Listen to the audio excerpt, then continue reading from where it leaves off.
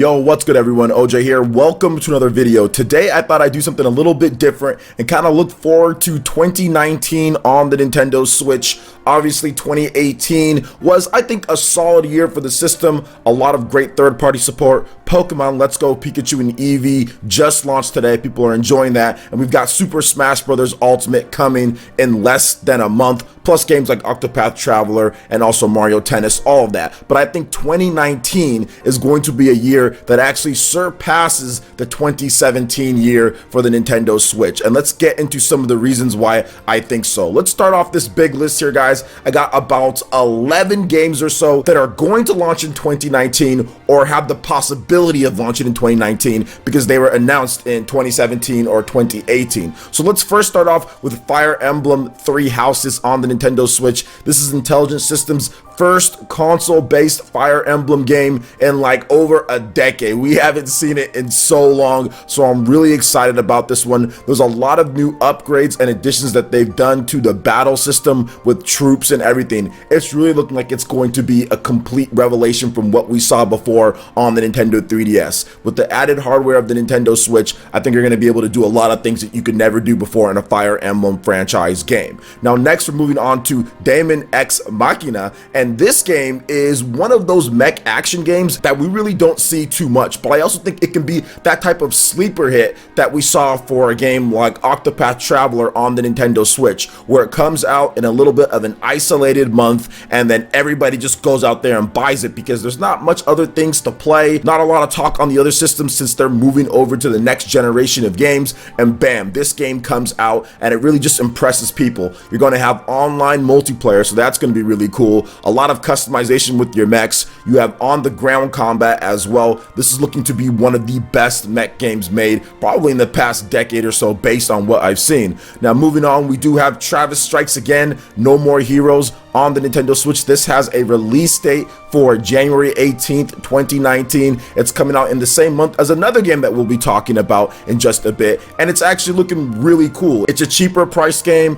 $39.99, comes with the season pass if you buy the physical version, and that's going to get you extra content post-release, no extra charge outside of what you paid there, and it has some co-op built into there. Could be a lot of fun, especially for people looking to continue Travis Touchdown's story in that crazy world that he's in. Now moving on to the next game is Yoshi's Crafted World. Now this is another title that's actually looking absolutely beautiful. The Unreal Engine 4, everything that they're doing with this game with the foreground and the background and kind of what you can do, it's been polished up a lot since when we first saw the game, and I like the fact that they took the extra time delaying it out of 2018. No need to have it here in this year with Pokemon and Super Smash Bros. Everyone's going to be buying and playing that. Go ahead and get it into 2019 and bolster that lineup and take that extra time to make it even look better than it did. This game is looking way better than Yoshi's Woolly World in my opinion. I love the fact they used Unreal Engine 4, and this game is definitely benefiting from that.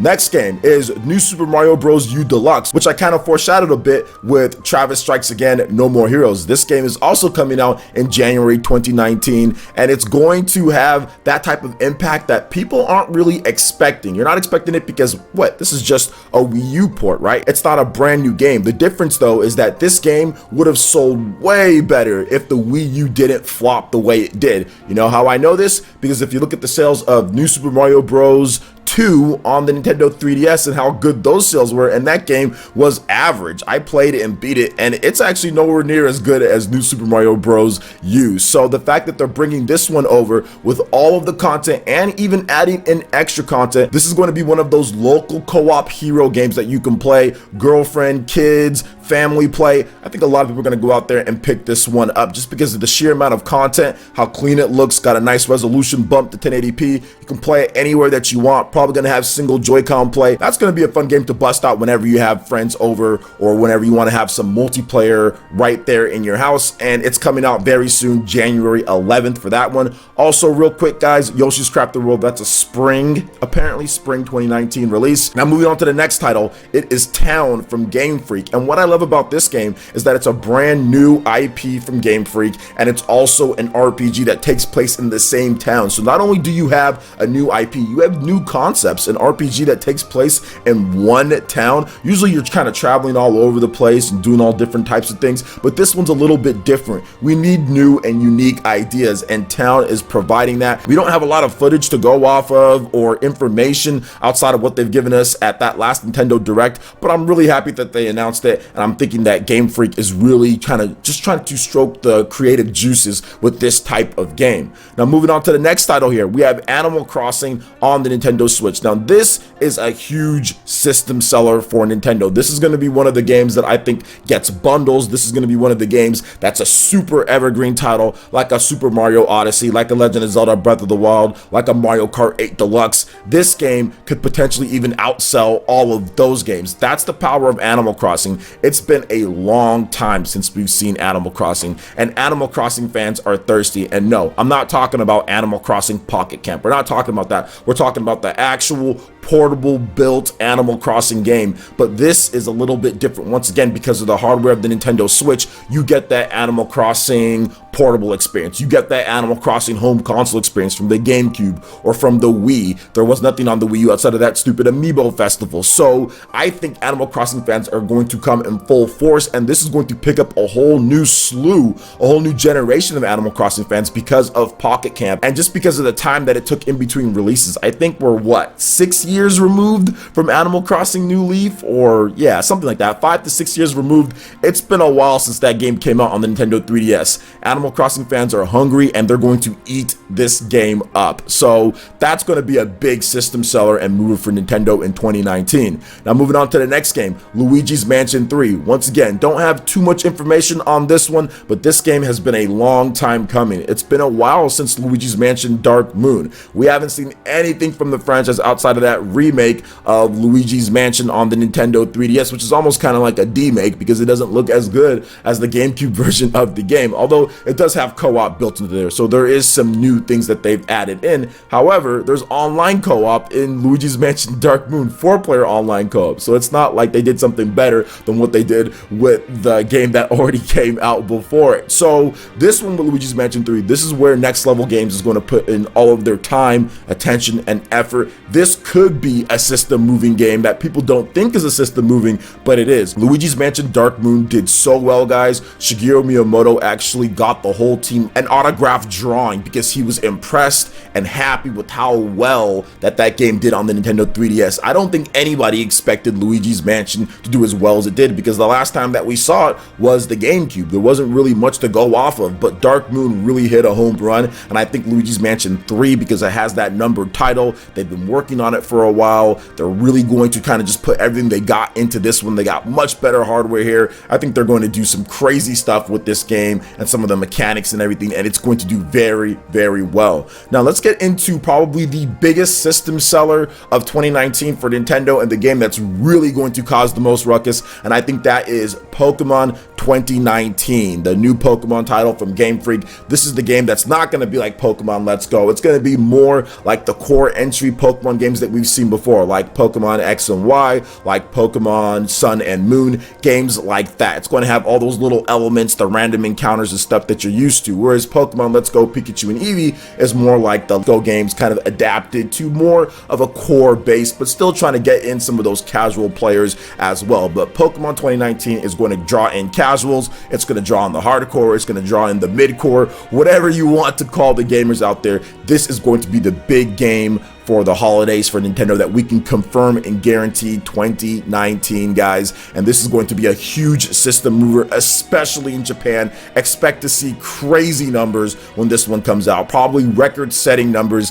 because this is the first real HD Pokemon game that's in line with what we've seen before. Not Pokemon Let's Go Pikachu and Eevee, that's like the first, I guess, Pokemon HD game, but the one that's in line with what we've had before, not like Pokemon Go. So this will be the first one that we've seen in that branch, and I'm expecting this one to do crazy numbers for the holiday. I think it's going to be a November 2019 type of title, and I think that people are just going to eat this one up. Next, let's talk about some games that I think that are going to be launching in 2019. Nothing confirmed that at this point, but I think that they're going to be coming. Let's first start with Bayonetta 3 on the Nintendo Switch. Obviously, this is a game that Platinum Games hasn't talked about much, but they've said development is going really well. They like where the development is. It was announced at the Game Awards a while back, so I think that this is going to be one of the games that maybe we see a trailer for it, an upcoming trailer at some point, Game Awards, or maybe a little bit after that, whatever it is, Nintendo Direct, and it's really just going to blow people away with its combat and what it did. And if you look at the sales for Bayonetta 1, Bayonetta 2 on the Wii U, and then also the 2018 released collection that they did, actually not bad considering the install base on Bayonetta 2 on the Wii U, not bad for how it did. And then if you look at Bayonetta 1 and Bayonetta 2 that released on the Nintendo Switch, the sales were outpacing the Wii U version. So I think once it's all said and done, those sales are going to be pretty good, and it's going to drive momentum, and people are going to get another interest in it once they start actually talking about Bayonetta 3, showing us some trailers and everything. So I think Bayonetta is going to be obviously not the big system mover like some of the other games that I've talked about, but it's still going to be one of those games that you need for the core fan base in order to get that itch, because we don't have many games like Bayonetta out there anymore. God of War is something different at this point, and there's really just Devil May Cry and not much else outside of that. So I'm really happy that Bayonetta 3 is seeming to be a 2019 title. Now let's talk about this last game here, and that is Metroid Prime 4. We recently got a little bit of a development update where Reggie Fils-Aimé said that they do have some internal estimates where they want to launch Metroid Prime 4, and he also stated that development was going well. And I think that this is going to be the big kind of shooter or grittier type of title for 2019. I think it's going to be a December release, or it's going to be maybe right before that, October or December type of release, but I think it's more so December. That's just my own guess, because I think Pokemon is going to be November. And with this one here, guys, I think they're going to hit a home run, and this is where they're really going to kind of appeal to the people that maybe have held out on a Nintendo Switch based on some of all the other games that have came out so far. This could be the one that brings them to it, because it can have online multiplayer, it can have that type of look to it that you don't see in a lot of other games, but easier playing than, like, let's say something like Bayonetta 3. So I do feel that Metroid Prime 4 is going to be a 2019 release next year. It's going to be that game that everybody kind of looks at and says, wow, look at how good this game looks. Like, we haven't had a game, first party game from Nintendo, that looks like this and has these type of features with the online multiplayer and everything, shooting style of game, because Splatoon is a little bit different, right? So that's my thought process on all this. So after looking at all the different games here, if all of these games can launch and are solid titles,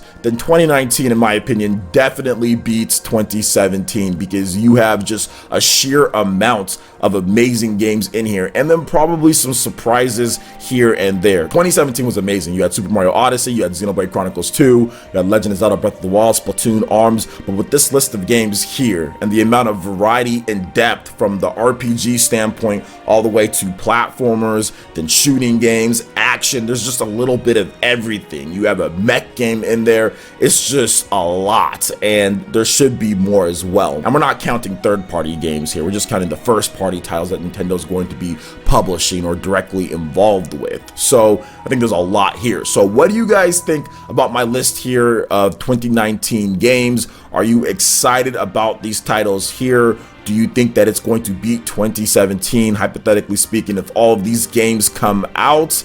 Let me know your thoughts in the comment section below. All right, Ninja, that wraps it up for this video here. Go ahead and check out the links in the description below. We got Facebook and Twitter. Go ahead and give us a like and a follow on our social media. Really helps us spread the content of PlayerEssence across the internet and just to YouTube. Also, make sure you check out our Patreon, Twitch, and YouTube live gaming pages and consider supporting PlayerEssence. Hit that like button if you did like this video. Let me know you guys want more content like this going forward in the future. And subscribe to PlayerEssence for latest RPG, Japanese, and Nintendo gaming news. Thank you so much for watching, and we'll catch you, Ninja, for the next video. Peace.